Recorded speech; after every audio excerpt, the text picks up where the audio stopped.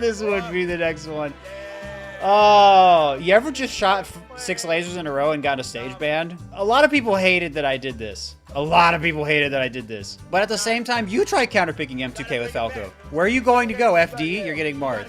Dreamland, you're getting Sheik. What do you want, man? This was the last time Rainbow Cruise was legal. It was already kind of banned at this point. I didn't really get it banned. I just maybe got it banned a little bit faster. Anyway, that was fun. And this was like a continuation, right? This is the next revival of Melee. It's a year later.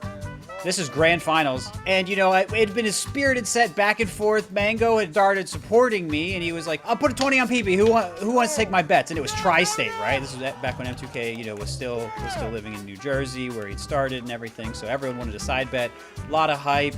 I think that made M2K kind of nervous, but I was the up-and-comer, so, I was just excited to play. I was a very serious competitor, but if you go back and watch the set, this was one of the few times where I was smiling in tournament. Because I knew I was about to win, to climb this great hurdle. I had played M2K, I think, a couple times before, and I hadn't done great. And I, finally worked really hard and been able to overcome him, even though, back then I wasn't playing him on Slippy, and there wasn't much online footage of him to watch, and so I was mostly just looking at old footage and if he did play, seeing what else he might have changed and working on my own game, and I put a lot together, and I was very proud of that, and I was very happy about all the work I'd done. So it really was a very special win for me, and I think this was what started a short dominant period for me that really introduced me into the Five Gods as it would later be known.